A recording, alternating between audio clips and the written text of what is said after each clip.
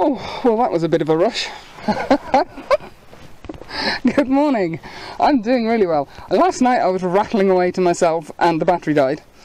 And just now I was rattling away to myself and the memory card came full.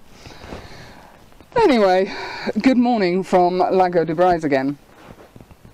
Had a bit of a rush. I left the hotel in plenty of time. I knew it was about 3/4 of an hour, 50 minutes to get here. So I left myself an hour to spare. Knew where the car park was. Checked it out last night. The parking is free from 4 o'clock in the afternoon until 8 o'clock in the morning. So I thought, fab, I'll park in there. It's literally a minute's walk to where I am now from the car park. So I pulled up at the car park and couldn't work the parking machine. Oh God. So I whizzed back down the road, parked up probably where I shouldn't have done, and then legged it back up here just in time to see some colour in the back. Now I'm at the back of the mountain, and I banged the polariser on and fired off a couple of shots before the light went.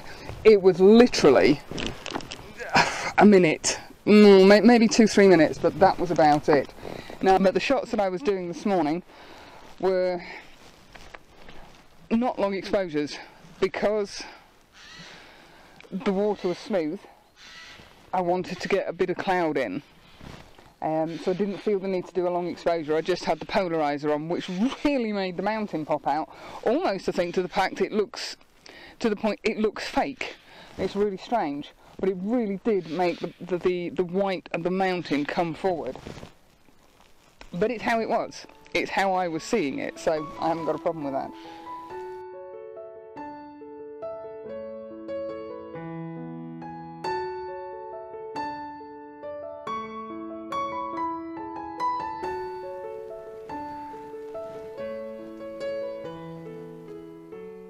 It's so peaceful out here, except for me waffling, of course. So I'm just going to rattle this one off, then I'm going to wander back round the other side of the lake.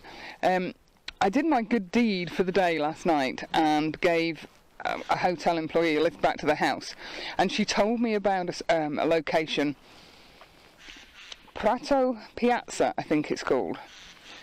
And I'm going to go and take a wander up there. Apparently it's very similar to, let's see if we can get this right, Alpe de Suisse, which I incorrectly pronounced Alpe de Sus.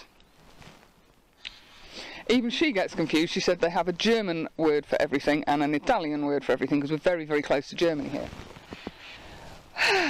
But yeah, it was worth coming out for this morning, and I'm amazed that there are no other photographers here. As I say, I don't think this is the classic time of year to shoot this area. But then again, when did I ever do anything normal? So, that's it for now. Catch you at the next location.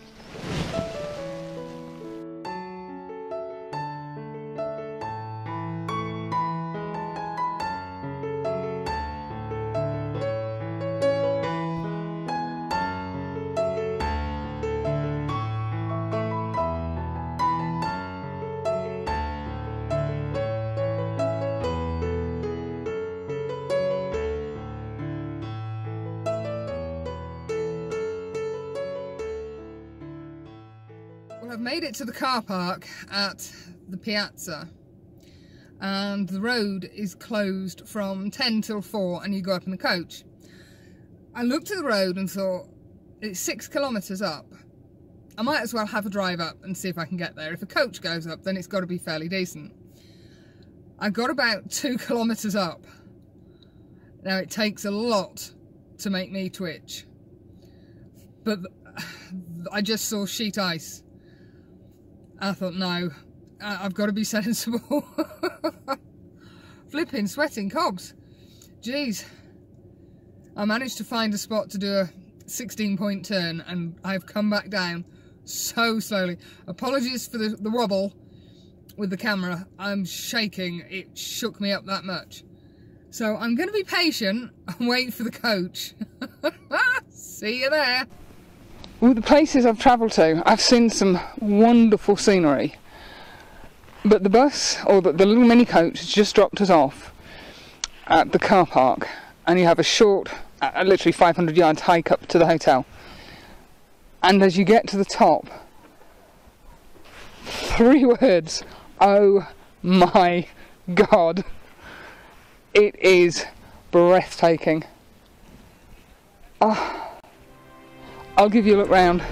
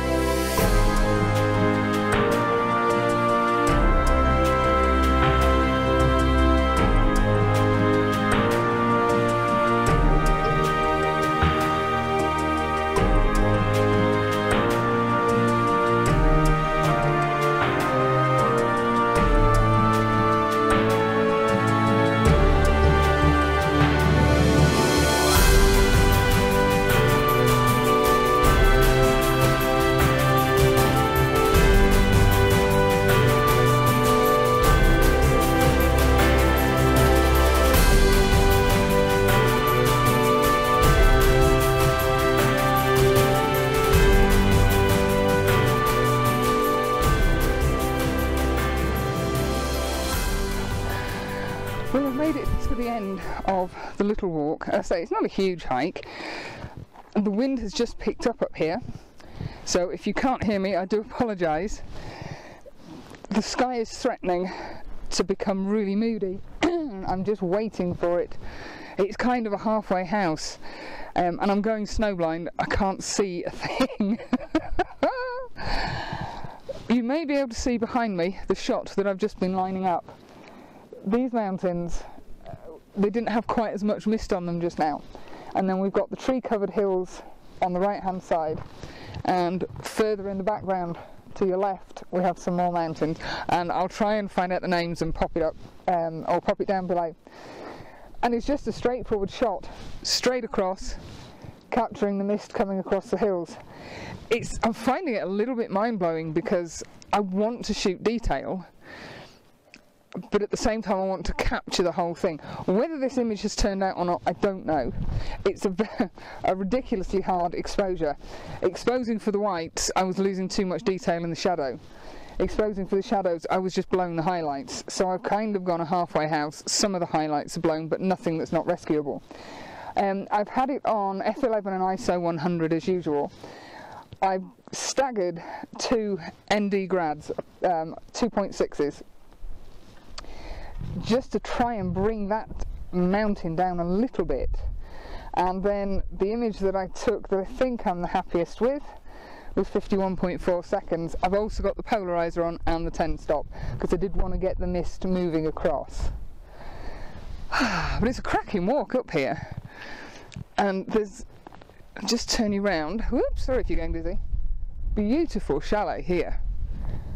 I'm not sure if it's privately owned or if it's some sort of restaurant, and I think it says we're 2,400 metres above sea level. But they said the weather today wasn't going to be particularly brilliant. It's threatening snow, I think it's above 1,000 metres this afternoon, and rain below 1,000 metres. But I don't care. From here I've done some handheld shots as I've walked along, which I'll pop up if they're any good. I say I'm so blinded by the sun, I can't tell if the exposures are correct or not. It's giving me a blinding headache as well. So anyway, enough waffling from me. Gonna get on, got photos to take. See you in a bit.